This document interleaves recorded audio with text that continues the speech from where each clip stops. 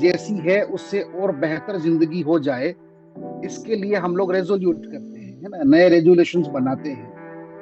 कई रेजोल्यूशन ऐसे हैं जिसमें हम कामयाब हो पाते हैं, कुछ रेजोल्यूशन ऐसे हैं जिसमें हम कामयाब नहीं हो पाते हैं, लेकिन कोशिश करते रहना चाहिए, क्योंकि वो कहते हैं ना कि गिरना नहीं है, गिर के संभलना है जिंदगी, रुकने का नाम मौत है, चलना है जिंदगी। तो चलते रहना है कंटिन्यूसली, है ना। वो साइकिल वाला वो उदाहरण देते हैं हम लोग कि साहब, to make a balance on bicycle you have to continuously move on, है ना। साइकिल जहाँ रुकी, जहाँ आपने पेंडल मारना बंद किया, वहां वो साइकिल गिरेगी। जिंदगी का भी कुछ वैसा ही हिसाब किताब है साहब। लाइफ को अगर बेहतरी की तरफ लेके जाना है, if you want to drive your life towards the betterment, तो आपको कंटिन्यूसली उसमें एफर्ट्स डालने पड़ेंगे। और सभी लोग डालते हैं, हर कोई डालता है। एक साइकिल पुलर भी, एक रिक्शा पुलर भी अपने एफर्ट्स डालता है, एक व्यापारी भी एफर्ट डालता है, एक आईएएस अफसर भी एफर्ट्स डालता है। हर कोई व्यक्ति जिसने मनुष्य जन्म लिया है, वो व्यक्ति एवरी डे कुछ न कुछ करता है। तीन चीजें उसमें इन्वॉल्व होती है। पहले तो मुझे ये बताएं कि सारे लोग ज्वाइंट हैं या कुछ नए लोग भी हैं इसमें, कोई मुझे बता सकता है क्या? जब ह्यूमन बींग्स जो हैं वो तीन चीजें अपनी लाइफ को बेटर करने के लिए या अपनी लाइफ को ड्राइव करने के लिए डालता है, सबसे पहली चीज जो वो डालता है, वो डालता है टाइम। और टाइम को आप यूटिलाइज करें या यूटिलाइज नहीं करें, टाइम अपने आप बीत जाता है। जो कल बीत गया, that can not be reverted, वो वापस रिवर्ट नहीं हो सकता है, वो टाइम वापस हरगिज नहीं आएगा। मैं बहुत sincerely and very politely I want to convey to all you people that life is not going to be stopped. Life को, टाइम को रोका नहीं जा सकता है। इसलिए हर एक मिनट का आपके पास भी ये पता होना चाहिए कि मुझे इस टाइम को यूटिलाइज कहाँ करना है। अगर आप सच में बेहतर बनना चाहते हैं, तो आप मुझसे कन्विंस्ड हो या नहीं हो, पर सच्चाई यही है साहब, हम सभी लोग अपनी जिंदगी को बेहतर बनाना चाहते हैं। यस और नो? कितने लोग मानते हैं कि हम अपनी लाइफ को बेहतर बनाना चाहते हैं और कंटिन्यूसली हम एफर्ट डाल रहे हैं इसमें? दैट ये आज हम जहां खड़े हुए हैं, दैट इज पॉइंट वन, और जहां हम पहुंचना चाहते हैं, that is point two. Point A two point two पहुंचने के लिए, गरीबी से अमीरी तक पहुंचने के लिए जो यात्रा है, नॉर्मली मैं इस यात्रा को ये कहता हूं कि जो गरीब है वो अमीर होना चाहता है। डॉक्टर राम, मैं ठीक कह रहा हूं आपसे? जो गरीब है वो अमीर होना चाहता है, जो बीमार है वो स्वस्थ होना चाहता है, जो दुखी है वो सुखी होना चाहता है, जो अकेला है वो मित्र बनाना चाहता है। इसी का नाम एक्चुअल में बेटरमेंट है ना। तो हम क्या करना चाहते हैं? जिसकी पहचान नहीं है वो पहचान बनाना चाहते हैं। चार ही तो चीजें हैं, है ना। इन चार ही चीजों के ऊपर बेसिकली वी आर वर्किंग, और यही लाइफ के बेटरमेंट का रेजोल्यूशन होता है। इसके अलावा नया कोई रेजोल्यूशन होता नहीं है ना। पॉइंट ए पे है, पॉइंट बी पे पहुंचना चाहते हैं, वही तो रेजोल्यूशन है, और इसके अलावा नया क्या रेजोल्यूशन होगा? तो हम क्या करना चाहते हैं? हम यही करना चाहते हैं कि हम आज जहां खड़े हैं उससे थोड़ा सा आगे पहुंचे। तो हम तीन चीजें इसमें डालते हैं साहब। एक तो टाइम को डालते हैं, सबसे पहला है टाइम।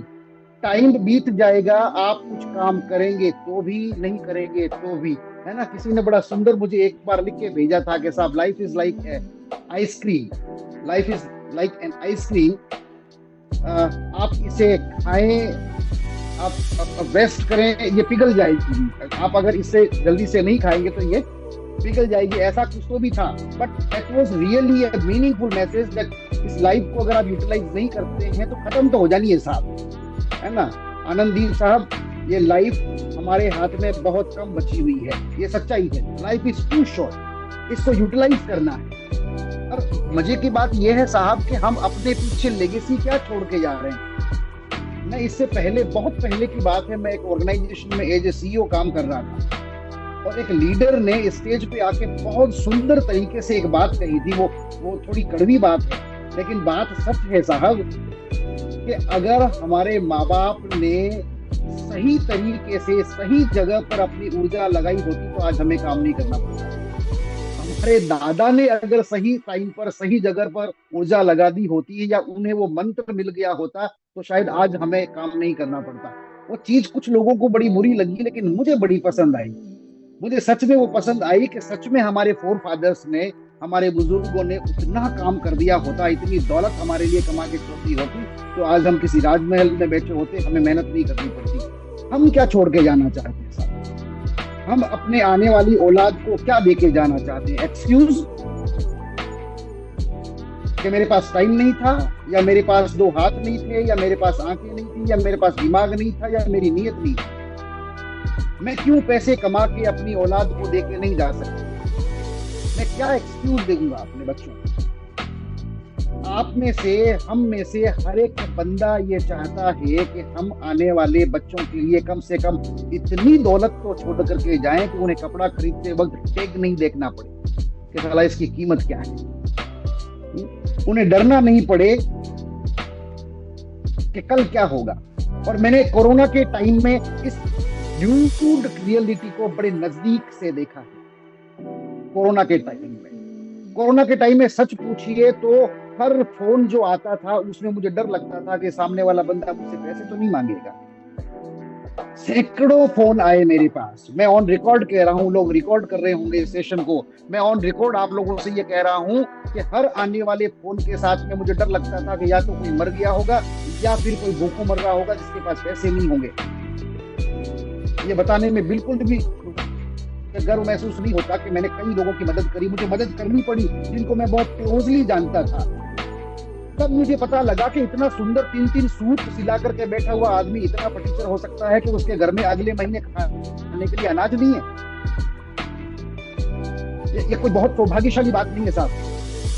मुंबई में एक बंदा जो है, मुझे मुंबई से एक बंदे ने फोन किया और बोला कि साहब मैं 19वीं मंजिल पे रहता हूँ, मैं यहाँ से कूद के मर जाऊंगा क्योंकि मुझे अपने परिवार को खिलाने के लिए पैसे नहीं है, कोरोना है, बाहर नहीं जा सकता, आप अगर मेरी मदद नहीं करेंगे मैं कूद जाऊंगा। मैंने कहा मैं तुम्हें बड़ा अमीर आदमी मानता था, जिस तरीके के तुम कपड़े पहनते थे, जिस तरीके के तुम जूते पहनते थे, मुझे लगा कि तुम बहुत अमीर आदमी हो। मैंने इस इंडस्ट्री में बहुत क्लोजली लोगों को देखा है, लोग 8-8, 10-10, 15-15 साल से लोग काम कर रहे हैं साहब, और उनके पास पैसे नहीं है। तो फिर काम कर रहे हैं क्या? तो फिर इसका मतलब है कि या तो आप गलत जगह एनर्जी लगा रहे हैं, या फिर आपको काम करना आता नहीं है। कुछ तो गड़बड़ है, मैं नहीं जानता कि क्या गड़बड़ है, कंपनी खराब, मैनेजमेंट खराब, या कुछ और खराब, या आपके वर्किंग स्टाइल कुछ खराब, या क्या खराब। बट मैं खाली इतना जानता हूँ साहब के पैसे तो नहीं आए ना, पैसे तो नहीं आए। अदरवाइज 15 साल बाद भी एक आदमी अगर ये कहता है कि साहब मैं 19वीं मंजिल से कूद जाऊंगा अगर मुझे पैसे नहीं दिए तो। मैंने पैसे भेजे, ऐसे सैकड़ों लोग, मैं एक दो की बात नहीं कर रहा हूं, मोर देन 100 लोग हैं। और तब मैंने कहा कि परमात्मा ने मुझे इस लायक बनाया कि मैं लोगों की मदद कर पा रहा हूं। मुझे मालूम था कि इनमें से 90% लोग मुझे पैसा वापस नहीं करेंगे, नहीं किया, लेकिन मैं खुश हूं इस बात को लेकर के कि उस पैसे से किसी के बच्चे के लिए दूध आया। पैसे लाइफ में बहुत जरूरी चीज है साहब। अब बात ये आती है साहब कि आप क्या करके पैसे कमाते हैं, आप क्या करके पैसे लेके आते हैं। अगर आप समाज में कोई बढ़िया काम करके पैसा घर में लेके आते हैं तो वो पुण्य का काम है, वो पैसा पवित्र पैसा है। और इतना सुंदर काम कि जहां आप लोगों की थाली में से जहर एलिमिनेट करके और लोगों के चेहरों पे मुस्कुराहट लाना चाहते हैं, मैं कहता हूं ये धर्म का काम है, ये दिव्य काम है। आपके बच्चे भी आपकी तरफ देख करके ये कहेंगे कि पापा आप हमारे हीरो हैं, आप अच्छा काम कर रहे हैं। आपकी पत्नियां आपके ऊपर गर्व करेगी कि साहब आप अच्छा काम कर रहे हैं। आपके माँ बाप आपको दुआएं देंगे कि तुम बहुत बढ़िया काम कर रहे हो। और ये काम पॉकेट में नहीं करना है, ये काम करके अगर आपके घर में बहुत बड़ी कार आती है, एक प्लॉट खरीद पाते हैं, आप मकान बना पाते हैं, तो मैं ये कहता हूँ कि ये गर्व की बात है, ये बहुत अच्छी बात है। लेकिन फिर हम इम्पैक्ट कितना क्रिएट कर रहे हैं। मैं 3 चीजों पे आपका ध्यान दिलाना चाह रहा था। सबसे पहले टाइम, जो आप काम करेंगे तो भी बीतेगा, काम नहीं करेंगे तो भी बीतेगा। कल आपको इस बात का अफसोस नहीं होना चाहिए कि साला पिछला महीना बीत गया, मैं ठीक से काम नहीं कर पाया, अगर और ज्यादा मेहनत मैंने करी होती तो मैं आज और आगे जाता। टाइम को यूटिलाइज करना सीखना पड़ेगा। अगर आप टाइम की कदर नहीं कर पाते हैं, अगर आप कैलेंडर नहीं बना पाते हैं, मुझसे कई सारे लोग कहते हैं कि साहब अगली साल में जब आपसे मिलूंगा तो आप देखना मेरे पास इतने पैसे होंगे, मेरे पास फला कार होगी। मैं कहता हूं मुझे इतने निकम्मे आदमी से मिलना ही नहीं है जो साला 1 साल बाद की बात करे। मैं तुमसे अगले हफ्ते मिलना चाहता हूँ, मुझे तुम ये बताओ कि अगले हफ्ते तुम क्या कर सकते हो। अगर सच में तुम्हारे पास कोई कैलेंडर बना हुआ है, अगर सच में तुम काम करना चाहते हो, तो मेरे भाई 1 साल बाद की बात मत करो, बात करो कि तुम अगले हफ्ते क्या दे सकते हो। अगर आपकी टीम में कोई लीडर ये कहता है कि साहब मेरा 1 साल का टारगेट है, वो फर्जी आदमी है, वो टारगेट फर्जी है, क्योंकि सच में उसके पास देने के लिए कुछ नहीं है। अगर कोई वाकई कर्मठ आदमी है, कुछ करना चाहता है, तो वो बताएगा कि मेरा वीकली टारगेट ये है साहब, 48 हफ्तों में 1 साल को तोड़ेगा, हर हफ्ते का एक टारगेट लेकर के बैठेगा और बहादुरों की तरह खड़ा होकर के कहेगा अपने लीडर से कि मेरा इस हफ्ते का ये टारगेट। अगर आप एक हफ्ता वो टारगेट अचीव नहीं कर पाए, तो अगला हफ्ता है साहब आपके पास। आप साल भर का टारगेट लेते हैं, तो 1 साल के बाद अगर आप एक्सक्यूज देते हैं, तो फिर अगली साल का टारगेट लेते हैं। मैं ये कहता हूं कि आप टारगेट लें 1 हफ्ते का, और 1 हफ्ते में अगर आप टारगेट को मीट करने में, अचीव करने में अगर आप फेल हो जाते हैं, तो अगला हफ्ता आपके पास में है साहब उसको ठीक करने का। उस हफ्ते भी अगर आप फेल हो जाते हैं, तो उसके बाद एक और हफ्ता है। आपके पास 48 हफ्ते हैं खुद को प्रूव करने के लिए। इसलिए डियर फ्रेंड्स, 48 टुकड़ों में अपने टारगेट्स को तोड़िए, और हर हफ्ते अपनी टीम के साथ बैठ के अपनी टीम को भी बोलिए कि 48 हफ्तों में अपने टारगेट को तोड़े और वीकली टारगेट अचीव करे, और वीकली बताए कि वो कहां पहुंचना चाहता है। तब आपकी जिंदगी पॉइंट ए से पॉइंट बी की तरफ तेजी से जाएगी। पहला है साहब टाइम, दूसरा जो है वो है एनर्जी। एनर्जी हर आदमी लगा रहा है, रिक्शा खींचने वाला भी एनर्जी लगा रहा है, कचौरी बनाने वाला भी एनर्जी लगा रहा है, हल चलाने वाला, ट्रैक्टर चलाने वाला, ट्रक चलाने वाला, रिक्शा चलाने वाला भी एनर्जी लगा रहा है, एक IAS अफसर भी एनर्जी लगा रहा है, और एक उद्योगपति भी एनर्जी लगा रहा है। उस एनर्जी का, उस टाइम का, और जो तीसरी चीज है वो है गुडविल, आपका फेस, आपकी फेस वैल्यू, आपके पहले के किए हुए काम और आप जो आज कर रहे हो वो काम। ये तीन चीजें मिल करके कितना बड़ा इम्पैक्ट क्रिएट कर पाती है, वो डिसाइड करेगा कि आप आने वाले साल में कहाँ खड़े होंगे, आपके घर में कितने पैसे चाहिए होंगे, कितने पैसे आएंगे।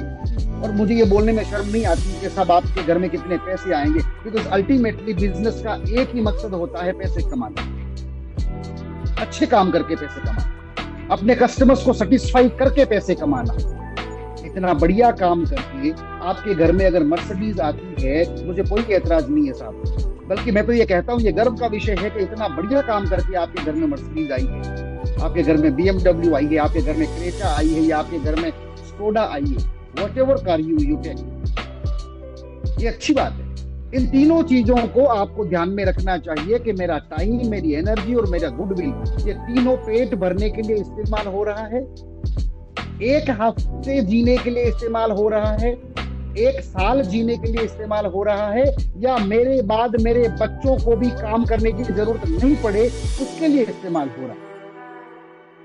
जिंदगी चूंकि आपकी अपनी है साहब, और हर आदमी की अपनी जिंदगी है, वो खुद ही डिसाइड करेगा कि वो कहां तक पहुंचना चाहता है। वो खुद ही डिसाइड करेगा कि कल उठ करके 1 महीने बाद या 1 साल बाद वो रिग्रेट करना चाहता है कि साला मैं इतना काम और कर लिया होता था तो आज मैं बहुत वहां पहुंच जाता। और स्पीड कॉन्ट्रैक्ट फार्मिंग में जिंदगियां बदली हैं। शिकायतें होती है, शिकायतें वहां होती है जहां लोग काम करते हैं, सवाल वहां होते हैं जहां लोग काम करते हैं। तकलीफें आएंगी जब आप घर से बाहर निकलेंगे, तो आप घर से बाहर निकलेंगे ही नहीं तो तकलीफ आएगी ही नहीं, आप किसी से बात नहीं करोगे, शिकायतें होंगी ही नहीं। और कंटिन्यूसली उन शिकायतों पे काम करना, उन कमियों के ऊपर काम करना, उनको ठीक करना, इसी का नाम तो जिंदगी है, इसी का नाम तो ऑर्गेनाइजेशन को, उसे इंसान कहते हैं। हम सभी लोग तो इंसान है ना साहब, हम लोग कोई भगवान विष्णु के अवतार तो नहीं है। लेकिन किसी शिकायत को लेके, किसी सवाल को लेकर के स्टक होकर के बैठ जाना और काम छोड़ देना, ये अकर्मणीयता है, ये पुरुषार्थ नहीं है। Show must go on, show चलते रहना चाहिए। मैं ये कहता हूं कि बाप और बेटे के बीच भी डिस्प्यूट्स होते हैं, शिकायतें होती है, सवाल होते हैं, लेकिन जीना नहीं छोड़ते और रिश्ता नहीं टूटता। आज इस नए साल के मौके पे, चूंकि ये मेरा पहला मैं आप लोगों से मुखातिब हो रहा हूं पहली बार, तो इसलिए मैं आपसे ये कहना चाहता हूं कि आज ही रेजोल्यूशन, आज ही रेजोल्यूट करिए, सबसे पहला show must go on, show नहीं रुकना चाहिए, बिजनेस नहीं रुकना चाहिए। अगर आप फुल्ली कन्विंस्ड हैं, बिकॉज यथा राजा तथा प्रजा, ऐसा कहावत है, जिस तरह का राजा होता है ना उसी तरह की प्रजा होती है, और एक एक लीडर राजा है साहब में। जिस तरीके का बिहेव आप करते हैं वैसा ही एग्जैक्टली बिहेव आपकी टीम करती है। आपका लीडर अगर जेब से पैसा नहीं निकालता है और अकेले ही खाना चाहता है तो यकीन मानिए आप ही को डुप्लीकेट करेगी आपकी टीम, वो भी 1 रुपया नहीं निकालेगी, तो श्योर नहीं निकालेगी। आपने अगर एक शब्द कंपनी के या प्रोजेक्ट के अगेंस्ट में बोला हुआ है तो आपकी टीम 20 शब्द बोलेगी प्रोजेक्ट के अगेंस्ट में। आपको अगर 5% भी डाउट है, भरोसा नहीं है अपने काम के ऊपर, अपने सामर्थ्य पे या अपनी कंपनी के ऊपर, आपकी टीम ना आपके ऊपर भरोसा करेगी ना आपकी कंपनी के ऊपर भरोसा करेगी। तो देयरफॉर जहां से आपकी जिंदगी में बदलाव आए हैं, मैं कहता हूं कि वो माँ है, वहां से हमें पोषण मिला है, उसके प्रति हमें हमेशा कमिटेड रहना। पहला रेजोल्यूशन तो काम नहीं रुकना चाहिए। दूसरा रेजोल्यूशन ये साहब कि मैं इस हफ्ते क्या करूंगा, मेरी टीम इस हफ्ते क्या करेगी, ऐसा करके हर हफ्ते का टारगेट सेट करना। 48 हफ्तों में उसको तोड़ करके, मेरे ख्याल से 48 ही हफ्ते होते हैं शायद एक साल में, 48 वीक्स होते हैं शायद। 52। हाँ देखो मैंने कम बताया, तो 52 52 टुकड़ों में उसे तोड़ करके, और अगर आप देखते हैं तो आपका टारगेट इजी हो जाता है। मैंने पीछे एक बार किसी को कहा था कि आप ABC के लिस्ट क्यों नहीं बनाते हैं, हालांकि आप सभी लोग बड़े लीडर हैं, बड़ा काम करके आए हैं, लेकिन फिर भी मैंने ABC बताया था। A, B और C 3 कैटेगरी में आप लोगों को डिवाइड करके उसके ऊपर काम कर सकते हैं, है ना डॉक्टर राम, शायद आप जानते हैं।